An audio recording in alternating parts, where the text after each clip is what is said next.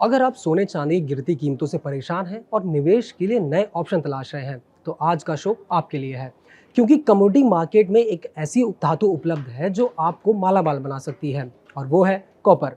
जी हाँ, HDFC securities की report में दावा किया गया है कि सोने चांदी के बाद अब कॉपर में बड़ी सुपर साइकिल आने वाली है, जिससे कॉपर की डिमांड बढ़ सकती है और उसकी कीमतों में तगड़ा उछाल देखने को मिल सकता है। यानी कॉपर में निवेश करने वाले तगड़ा मुनाफा कमा सकते हैं।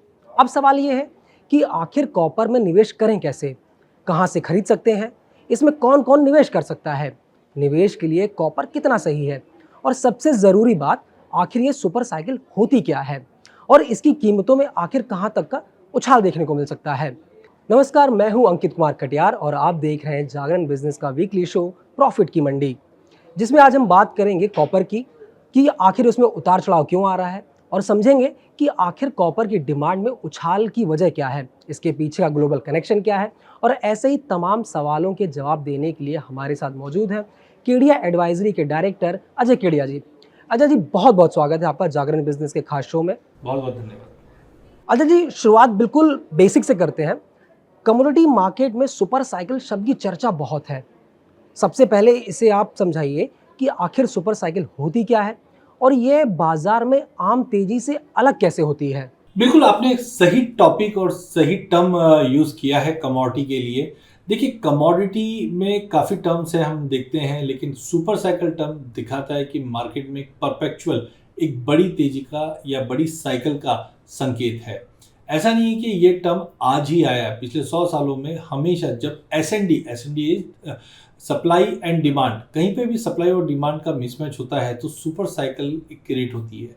हम देखते हैं जनरली जो छोटी मोटी तेजी होती है वो 2 4 6 महीना चलती है। सीजनल कमोडिटी एक सीजनलिटी है, जैसे हम गोल्ड में भी देखते हैं। दिवाली के आजू बाजू में आप देखोगे तो शादी ब्याह का डिमांड, दिवाली का डिमांड, ऑस्पिशियस डे का डिमांड आता है तो अचानक से भाव बढ़ जाते हैं, फिर वापस गिर जाते हैं। तो वो जनरली एक छोटी तेजी मंदी होती है। बट जब हम सुपर साइकिल की बात करते हैं तो ये डेकेड लॉन्ग पीरियड होता है जहाँ पे डिमांड अचानक से बढ़ने लग जाती है और सप्लाई कहीं ना कहीं पिछड़ती हुई दिखाई देती है, जिसके चलते ये एक स्ट्रक्चरल शिफ्ट होता है, लाइक इंडस्ट्रियलाइजेशन या एनर्जी ट्रांजिशन में हम देखते हैं। एक सबसे अच्छा उदाहरण आप कोविड का ले लीजिए। कोविड के बाद जब मार्केट ओपन अप होता है तो अचानक से डिमांड ओपन अप हो जाती है, लेकिन सप्लाई उसको पेश नहीं कर पाती। लॉजिस्टिकल इशू था जिसकी वजह से हमने सभी कमोडिटीज में, एग्री कमोडिटी में तेजी देखी। या लेटेस्ट उदाहरण आप सोने का ले लीजिए। 2022 में हमने देखा कि सोना $1600 का भाव था और अब हम 5600 का हाई जनवरी 2026 में आते हुए दिखते। तो ये एक ही दिन की चीज़ नहीं थी। ये जो हम देख रहे हैं 3 साल की जो तेजी बनी, वो कारण क्या था? डी डॉलराइजेशन, जियोपॉलिटिकल का टेंशन, इन्फ्लेशन के कंसर्न। तो एकाएक जब ये सब चीज़ आ जाती है तो हमने देखा सेंट्रल बैंक की बाइंग बढ़ गई, लेकिन सप्लाई में डेफिसिट था कंटिन्यू। तो सोने और चांदी दोनों में जबरदस्त तेजी लिया। तो सुपर साइकिल जनरली एक ऐसा टर्म है जो इंडिकेट करता है एक बड़ी तेजी और लंबी तेजी रहती है। अच्छा जी, मेरा दूसरा सवाल आपसे ये है कि पिछले कुछ समय में गोल्ड में 60% और सिल्वर में करीब 140% का शानदार रिटर्न दिया है। अब रिपोर्ट्स में दावा है कि गोल्ड सिल्वर की बात कॉपर में बड़ी सुपर साइकिल आने वाली है। आखिर इसका मतलब क्या है और कॉपर ही अगला कमोडिटी सुपरस्टार क्यों बनने जा रहा है? इसका कनेक्शन क्या है, पूरा ये समझाइए आप। कॉपर की अगर बात करें तो पिछले साल हमने देखा, वेदांता के अग्रवाल जी ने भी कहा था कि copper is a new gold. अब आप चाहे उसको न्यू गोल्ड बोल लीजिए, न्यू सिल्वर बोल लीजिए, न्यू नेक्स्ट कमोडिटी स्टार बोल लीजिए। देखिए, सोना और चांदी डेफिनेटली पिछले 2 3 सालों में एक जबरदस्त तेजी दिखाई। देखिए, गोल्ड को जो रिप्लेस कर सकता है वो है चांदी। चांदी का नाम भी है पुअर्स मैन गोल्ड, मतलब गरीबों का सोना। तो जिन्होंने गोल्ड की रैली मिस की वो अब चांदी की तरफ आने लगे। लेकिन चांदी एक ड्वेल मेटल है, इसमें 56% इंडस्ट्रियल यूज भी है और बाकी हम इन्वेस्टमेंट के तौर पे भी देखते हैं। अब सोना बढ़ा है तो लोगों ने बाइंग भी किया है, लेकिन 2020 के बाद हमने एक सिनेरियो चेंज होते हुए देखा जो है क्लीन एनर्जी और ग्रीन एनर्जी, जिसके चलते हमने देखा चांदी का यूसेज हम इन सब नई इंडस्ट्री में यूज होते हुए देखे। अब जिस तरीके से हमने सोने में तेजी देखी, चांदी में तेजी देखी, तो अब उसका अल्टरनेट ढूंढते। देखिए, कमोडिटी कभी जीरो नहीं होती है, कमोडिटी का सब्स्टिट्यूट हो जाता है जो प्राइजेस में दबाव लाता है। तो सोने का सब्स्टिट्यूट चांदी है, लेकिन चांदी बीइंग ए इंडस्ट्रियल मेटल, इसका सब्स्टिट्यूट है कॉपर, क्योंकि कॉपर में डीएनए है ग्रीन एनर्जी रिवॉल्यूशन का। आज आप देखिए मॉडर्न इंफ्रास्ट्रक्चर के अंदर कॉपर का उपयोग जबरदस्त है। ये कहीं ना कहीं साइक्लिकल डिमांड मार्केट में क्रिएट करता है। पिछले 2 सालों से हमने देखा कि कोविड के बाद से ही एनर्जी ट्रांजिशन चेंज हुए हैं, डिमांड एकाएक बढ़ गई है ईवीज की, सोलर की। और वहीं दूसरी ओर अगर हम बात करते हैं, सप्लाई कहीं ना कहीं डिस्टर्ब रहा है, जिसके चलते डिमांड सप्लाई मिसमैच है। और अभी भी ऐसा लग रहा है कि देखिए इंडस्ट्री की ग्रोथ होनी है तो कहीं ना कहीं कॉपर का कंजम्पशन बढ़ना ही बन रहा है। ये टेक मेटल बोलते हैं इसको, इसकी ग्रोथ फंडामेंटली बहुत स्ट्रॉन्गर है, जिसकी वजह से कॉपर को एक नया राइजिंग स्टार भी बोल सकते हैं या कहीं ना कहीं न्यू गोल्ड भी बोल सकते हैं। अजय जी, जैसा कि माना जाता है कि कॉपर की सबसे बड़ी ताकत होती है उसकी स्ट्रक्चरल डिमांड। तो ऐसे समय में निवेशकों के मन में सवाल है कि आखिर कॉपर की डिमांड क्यों बढ़ रही है? क्या इसके पीछे एआई, डेटा सेंटर, ईवी यानी इलेक्ट्रिक व्हीकल और पावर ग्रिड्स का विस्तार है या फिर कुछ और? देखिए ड्राइवर्स की अगर बात करें तो AI, EV and power grid ये आज के नए टर्म्स है। अब आप ये देखिए 40-50 साल पहले कोई भी देश अगर दिखता था हमारे असेट या फिर हम लड़ाई होते हुए दिखते तो कच्चे तेल की वजह से होता था, क्योंकि इकोनॉमी को चलाने के लिए कच्चा तेल रिक्वायर्ड है। बट आज हम डिजिटल युग में आ चुके हैं जहाँ पे AI, EV and power grids और बहुत ही नए तरीके से हम ये मेटल्स को यूज होते हुए देख रहे हैं। तो मुझे लगता है आने वाली जो लड़ाई रहेगी वो कहीं ना कहीं रेयर अर्थ मेटल की रहेगी, ईवी में मतलब कॉपर की रहेगी। तो आई थिंक अगर हम अभी भी अगर देखते हैं तो पहले ट्रेडिशनली जो कार होती थी उसमें करीबन 12-15-16% के आसपास का कॉपर का यूज होता है, बट अब तो ईवी आ गई है। यहाँ पे 4 टाइम्स मोर हम बोल सकते हैं कि पेट्रोल कार के मुकाबले कॉपर का उपयोग होता है। एआई डेटा सेंटर ये एक ही बहुत ही नया टर्म आ चुका है, और आज आप देखिए घर घर में मोबाइल नहीं, हाथ हाथ में मोबाइल आ चुके हैं। तो यहाँ पे कहीं ना कहीं एआई के जो डेटा सेंटर है उसमें massive amount of copper cabling use होती है, पावर डिस्ट्रीब्यूशन यूज होता है, ग्लोबल पावर का जो ग्रिड एक्सपांशन है वो अब कहीं ना कहीं और रैपिडली बढ़ता हुआ दिखाई दे रहा है। रिन्यूएबल एनर्जी के ऊपर लोगों का फोकस है, एंड अल्टीमेटली कॉपर इसी के लिए नया गोल्ड बोल लो या नया ऑयल बोल लो, बिकॉज कहीं ना कहीं बिना कॉपर के ना एआई चल पाएगा, ना ईवी चल पाएगा, और ना ही पावर ग्रिड्स आगे एक्सपांड कर पाएंगे। And that is why copper का रोल आज के डिजिटल युग में सबसे ज़्यादा है। अच्छा जी, अगर ग्लोबल लेवल पर बात करें तो इसकी बढ़ती डिमांड में चीन, अमेरिका और भारतीय इंडस्ट्री का रोल क्या है? भारत के नज़रिए से देखें तो हमारे यहाँ कॉपर का सबसे ज़्यादा इस्तेमाल किन सेक्टर्स में होने वाला है? अगर हम ग्लोबल मार्केट और इंडियन मार्केट की पोजीशनिंग देखते हैं तो सबसे पहले चाइना को समझना पड़ेगा। देखो चाइना को फैक्ट्री ऑफ द वर्ल्ड भी कहते हैं, जिस ढंग से चाइना हर चीज़ में मैन्युफैक्चरिंग में काफ़ी मतलब मासिव लेवल पे काम करता है। तो जो रोल है चाइना का वो एक तरह का मैन्युफैक्चर का रोल है, और वर्ल्ड में सबसे बड़ा मैन्युफैक्चरिंग हब है। इसकी वजह से कोई भी कमोडिटी का जो कंजम्पशन है वो चाइना में मासिव वे में है। वहीं यूएस और इंडिया की अगर बात करें तो ये एक ड्राइविंग ग्रोथ है दे रही है इंफ्रास्ट्रक्चर में। जैसे इंडिया में हम देखते हैं कि मेक इन इंडिया का इनिशिएटिव है, यूएस में मेक इन यूएसए है, मेक यूएसए ग्रेट अगेन, जैसे डोनाल्ड ट्रंप का मुहावरा चल ही रहा है। तो कहीं ना कहीं एक तरफ कंजम्पशन की लड़ाई है, एक तरफ मैन्युफैक्चरिंग की लड़ाई है। और इंडिया में तो देखिए जिस ढंग से हम अनस्ट्रक्चर्ड से स्ट्रक्चर्ड इकोनॉमी में आ रहे हैं, तो हमारा जो power consumption, construction, automobile sector ये प्राइमरी ड्राइवर है, जिसकी वजह से हम देख रहे हैं कॉपर का कंजम्पशन या मेटल का कंजम्पशन काफ़ी जबर तरीके से बढ़ रहा है। तो ओवरऑल मुझे लगता है कि यस, इंडिया आज भी हम 6% की जीडीपी पे ग्रोथ दिखा रहे हैं, बिकॉज अब इंडिया अनस्ट्रक्चर से स्ट्रक्चर की तरफ आ रहा है। इसीलिए मेटल के जो कंजम्पशन है वो रैपिडली बढ़ रहे हैं, और China being a largest manufacturer वहाँ पे उसका इम्पोर्ट बहुत ज़्यादा बढ़ रहा है। बिल्कुल। जहां एक तरफ एआई और ईवी से डिमांड आसमान छू रही है, वहीं रिपोर्ट बताती है कि साल 2015 के बाद दुनिया में कॉपर की कोई बड़ी खदान नहीं मिली है। चिली जैसे बड़े देशों में भी उत्पादन घट रहा है। सप्लाई साइड की ये अड़चनें कॉपर की कीमतों में कितना बड़ा बूम ला सकती हैं? डिजिटल एज है और यहाँ पे डिमांड रहेगी, बट वहाँ पे सप्लाई नहीं बोलना चाहिए। जैसे मैंने पहले भी कहा, कोई भी कमोडिटी को एनालाइज करने का सबसे अच्छा तरीका है एसएनडी, सप्लाई एंड डिमांड। तो डिमांड की तो हमने बात कर ली कि आज ईवी का युग है और खपत कंटिन्यू बढ़ रहा है, बट सप्लाई की अगर बात करें तो पिछले 10-15 सालों की अगर हम बात करें, 2000 आई थिंक 15-16 के बाद कोई भी नई कॉपर माइन सुनने में नहीं आई है। देखिए सबसे बड़ा हम चिली, इंडोनेशिया, ये काफ़ी कंट्री से जहाँ पे आउटपुट आता है। अगर चिली की ही बात करें तो वहाँ पे 7.3% प्रोडक्शन में कटौती दिखाई दे रहा है। कोडेल्को, एस्कोडा, यहाँ पे जितनी भी माइंस है इनके प्रोडक्शन में करीबन 5-5.5% की गिरावट आती हुई दिखाई दी है।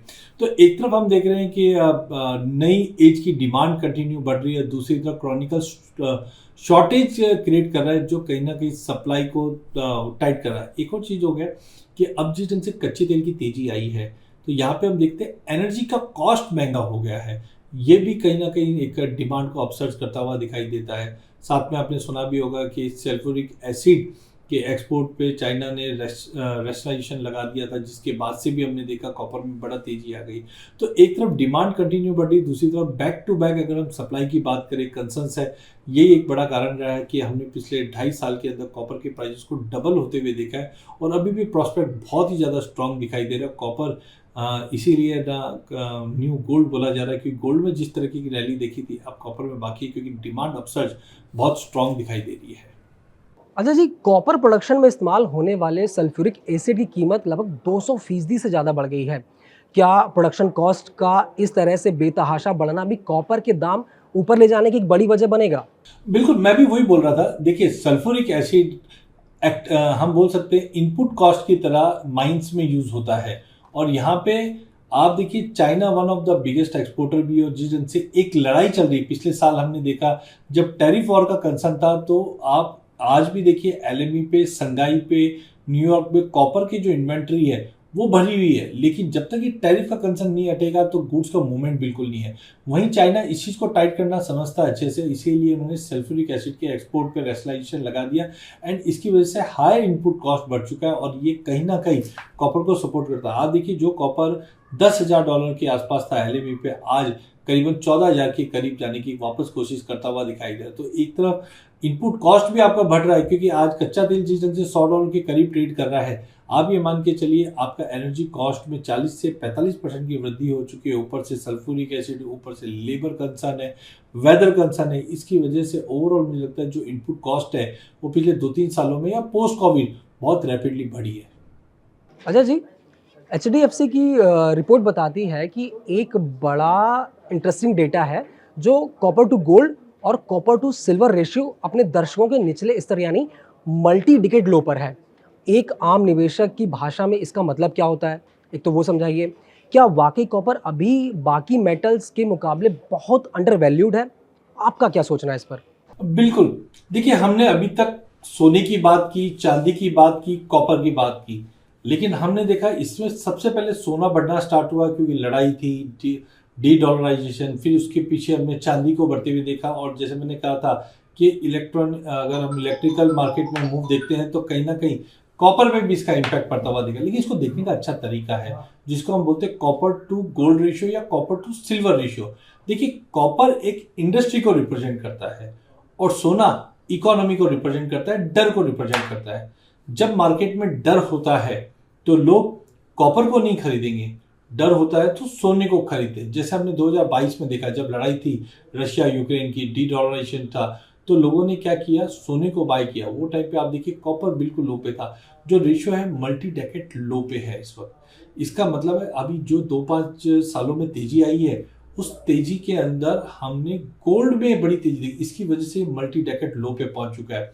ये एक अपॉर्चुनिटी का काम। और जैसे मैंने बताया ना कि पहले 40 साल पहले लड़ाई जो होती थी वो तेल के लिए होती थी, बट आज डिजिटल एज पे है। तो मुझे लगता है कि ये रेशियो एक बेहतरीन सिग्नल है। इसको निकालने का अच्छा तरीका है, कॉपर के प्राइस को आप गोल्ड के प्राइस से डिवाइड कर लीजिए तो आपको एक रेशियो निकल कर आ जाएगा।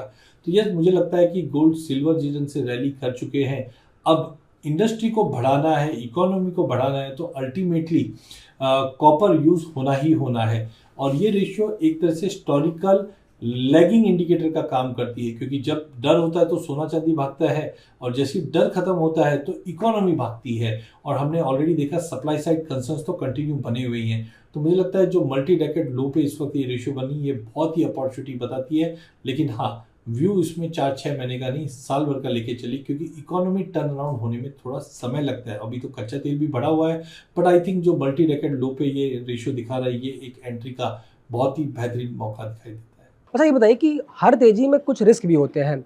रिपोर्ट में अमेरिका, ईरान तनाव, मंदी का डर और 2026-27 में कॉपर बाजार में सरप्लस यानी सप्लाई ज़्यादा होने की आशंका जताई जा रही है। क्या ये फैक्टर कॉपर की सुपर साइकिल को बीच में ही रोक सकते हैं? बिल्कुल, आपने सही चीज पकड़ा। पोटेंशियल रिस्क क्या है? देखिए, जिस ढंग से जिस इवेंट में हम लोग इस वक्त बैठे हैं, यहाँ पे यूएस, ईरान छोड़िए, आप रशिया यूक्रेन पकड़ लीजिए, आज करीबन 2022 से 2026 आ चुका है और अभी हमने देखा ये हफ्ते में रशिया ने अब तक का सबसे बड़ा ड्रोन अटैक यूक्रेन पे किया। मतलब ये लड़ाई अभी भी चली रही है। तो यूएस ईरान का टेंशन हो, चाहे रिसेशन फियर हो, 2026 में ऑलरेडी हमने $120 कच्चा तेल देख चुके हैं। माना जा रहा है ये और बढ़ सकता है। तो ये कहीं ना कहीं सुपर साइकिल को बंद कर सकता है? नहीं, ये टिल्ट कर सकता है, थोड़ा सा दबाव दे सकता है। आप एक चीज देखिए, जियो पॉलिटिकल टेंशन, रिसेशन, ये सब टेम्परेरी है। आज इससे पहले भी हमने देखा, कोविड देखा, ये टेम्परेरी मार्केट के इम्पैक्ट देगा, डिमांड सप्लाई को थोड़ा सा मिसमैच करेगा। बट लॉन्ग टर्म आप देखिए, खास करके कॉपर की अगर बात कर लेते हैं, आज हम डिजिटल एज में आ चुके हैं। यहाँ पे कॉपर और चांदी का क्रिटिकल यूज होना ही होना है। हाँ, थोड़ा बहुत हम देख रहे हैं रिसेशन फियर है या इन्फ्लेशन ज़्यादा बढ़ चुका है, इसकी वजह से हो सकता है थोड़ा डिले हो जाए। बट ओवरऑल लॉन्ग टर्म जो एनर्जी ट्रांजेक्शन बन चुका है, ये कहीं ना कहीं ये माइनर जो अप डाउन होते हैं उससे कोई इम्पैक्ट नहीं पड़ेगा। सुपर साइकिल होगा, बट आगे पीछे थोड़ा बहुत ना डेफिनेटली ये लड़ाई और जियोपॉलिटिकल गवर्नमेंट पॉलिसी या डोनाल्ड ट्रम्प के स्टेटमेंट थोड़ा इम्पैक्ट पड़ जाएगा। बट लॉन्ग टर्म व्यू अभी भी इंटैक्ट है, जहाँ पे मुझे लगता है कि अब इंडस्ट्रियल मेटल देखिए, इस साइकिल का भी आगे आपको समझना है। सबसे पहले कच्चा तेल बढ़ता है, फिर बुलियन बढ़ते हैं, फिर एनर्जी बढ़ती है। तो अभी हमने सोने चांदी में तो तेजी देख ही चुके हैं। अब मुझे लगता है कि सुपर साइकिल का जो पार्ट है, जहाँ पे मेटल या इंडस्ट्रियल कंजम्पशन का दौर है, और वही हम देख रहे हैं तेजी का कारण बन रहा है। अच्छा जी, अब बड़ा सवाल ये है कि आखिर निवेश के लिहाज से कॉपर अभी कितना सही है? क्या ये सिर्फ एक बड़े इन्वेस्टर का गेम है या फिर आम रिटेल निवेशक भी इसमें अच्छी कमाई कर सकता है? सरल शब्दों में कहें तो कॉपर का लॉट साइज कितनी यूनिट का है, या किलोग्राम का है, या कितने टन का होता है? उसकी कीमत कितने की होती है? कहाँ से खरीद सकते हैं? डिलीवरी का प्रोसेस क्या है? और सबसे ज़रूरी बात, एक लॉट खरीदने के लिए आम आदमी के ट्रेडिंग अकाउंट में कम से कम कितने रुपए होने चाहिए? देखिए, पार्टिसिपेशन बहुत इंपॉर्टेंट है। बिल्कुल, देखिए, जब रैली आती है, अपॉर्चुनिटी आती है, अगर उसमें पार्टिसिपेट नहीं करे तो अपॉर्चुनिटी भी लॉस कर दी। देखिए, अगर रिटेलर की अगर बात करें तो वैसे देखा जाए तो we don't have much product. हाँ, एमसीएक्स में फ्यूचर्स जरूर है, डेरिवेटिव प्रोडक्ट है, और डेरिवेटिव थोड़ा सा लिवरेजिंग प्रोडक्ट होता है। तो यहाँ पे हम देखते हैं कॉपर के कॉन्ट्रैक्ट ऑलरेडी ट्रेड करते हुए दिखाई देते हैं एमसीएक्स में, जब डिलीवरेबल भी है। तो यहाँ पे आप बाय कर सकते हैं। हाँ, सोने चांदी जैसे ईटीएफ्स इस वक्त हम बोल सकते हैं कि मार्केट में नदारत है। आप डायरेक्टली स्टॉक्स भी बाय कर सकते हैं। काफ़ी स्टॉक्स है जो कॉपर के प्राइस को रिफ्लेक्ट करते हैं। जैसे हम कच्चे तेल की बात करते हैं, अपस्ट्रीम एंड डाउनस्ट्रीम, वैसे ही कॉपर में भी आपको ये देखना है कि कौन सी कंपनी जिनके पास स्टॉक ज़्यादा है। जैसे हिंदुस्तान कॉपर है, ये बिल्कुल ही कॉपर के प्राइसेस को रिफ्लेक्ट करती है। बट ध्यान रखिए, जब भी आप इक्विटी में निवेश करते हैं तो मैनेजमेंट कॉल बहुत इंपॉर्टेंट होता है। मैनेजमेंट क्या रिस्क ले रही है, क्या उसके बैलेंसेस हुआ है। बट ओवरऑल मुझे लगता है रिटेल इन्वेस्टर के लिए इस वक्त जो इंडिया में बेस्ट ऑप्शन अवेलेबल है वो एम6 में डेरिवेटिव प्रोडक्ट है, जहाँ पे आप कॉपर को लेकर रख भी सकते हैं और ट्रेड भी कर सकते हैं। अच्छा जी, अगर कोई कॉपर की सुपर साइकिल का फ़ायदा उठाना चाहता है तो उसकी इन्वेस्टमेंट स्ट्रेटजी क्या होनी चाहिए? डायरेक्ट एमसीएक्स पर ट्रेड करें, या फिर कमोडिटी ईटीएफ लें, या फिर कॉपर से जुड़ी कोई माइनिंग कंपनियों के शेयर खरीदें? आपके हिसाब से बेस्ट तरीका क्या हो सकता है? देखिए, इन्वेस्टमेंट स्ट्रेटजी की अगर हम बात करते हैं तो डायरेक्ट वर्सेस इनडायरेक्ट बोल लीजिए, बेस्ट वे क्या है एमसीएक्स ट्रेडिंग। लेकिन अभी भी काफ़ी प्रोडक्ट एक्सप्लोरेशन स्टेज पे है इंडिया में। सबसे पहले हम एमसीएक्स फ्यूचर की बात करते हैं। अगर आप एक्टिव ट्रेडर हैं, आपको डेरिवेटिव मार्केट समझ में आता है, सबसे बेस्ट है एमसीएक्स, जहाँ पे आप प्योर कॉपर में निवेश कर सकते हैं। बिकॉज दूसरा ऑप्शन मैंने आपको बताया, इक्विटी के अंदर स्टॉक्स अवेलेबल है कॉपर के। अब उसमें होता क्या है, दो कंपनी है, एक ही काम है, कॉपर के वायर बनाती है, लेकिन एक कंपनी का ऑर्डर बुक बहुत ज़्यादा है, दूसरे का नहीं है, मैनेजमेंट बहुत स्ट्रांग है, दूसरे का नहीं है। तो कहीं ना कहीं ये एक डिस्पैरिटी क्रिएट करता है। बट एम6 में हाँ, अगर आप एक्टिव ट्रेडर हो और डेरिवेटिव समझते हो तो एम6 फ्यूचर है। बीच में जरूर बात चल रही थी कि कॉपर के ईटीएफ्स आए इंटरनेशनल मार्केट में, आप कॉपर माइनर्स के ईटीएफ्स या स्टॉक्स मिल जाते हैं। इंडिया में एज ऑफ नाउ आपके पास हम बोल सकते हैं थोड़े बहुत स्टॉक्स अवेलेबल है, जैसे हिंदुस्तान कॉपर है, वेदांता है, यहाँ पे आप इन्वेस्ट करके चल सकते हैं। माइनिंग स्टॉक इंडिया में एज ऑफ नाउ पिकअप नहीं है, आप इंटरनेशनल ग्लोबल इन्वेस्टिंग के अंदर अवेलेबल है। बट एक्टिव ट्रेडर के लिए एम6 सबसे बेहतरीन है। अच्छा जी, अब मैं आपसे आखिरी सवाल लूँगा कि आने वाले 1 से 2 साल के नज़रिए से आप कॉपर की कीमतों को कहाँ तक जाते हुए देख रहे हैं?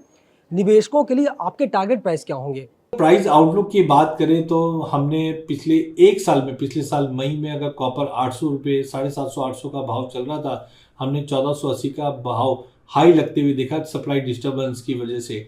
फिर बाद में अब अच्छे करेक्शंस भी आते हुए दिखाई दिए। अगर मैं अगले 1 से 2 साल की अगर बात करूँ तो कॉपर डबल भी हो जाए तो कोई बड़ी बात नहीं है, बिकॉज देखिए जो हमने अभी तक डिस्कस किया है, सप्लाई साइड तो कंसर्न्स बने हुए हैं और ओवरनाइट में आप कभी भी देखिए सप्लाई रेंस्टेट नहीं की जा सकती है। दूसरा, डोनाल्ड ट्रंप की जो टैरिफ टेंशन की वजह से जो इन्वेंट्री पाइल्ड अप है वो भी कहीं ना कहीं एक रिस्क जरूर है, वो चीज़ ध्यान रखिए।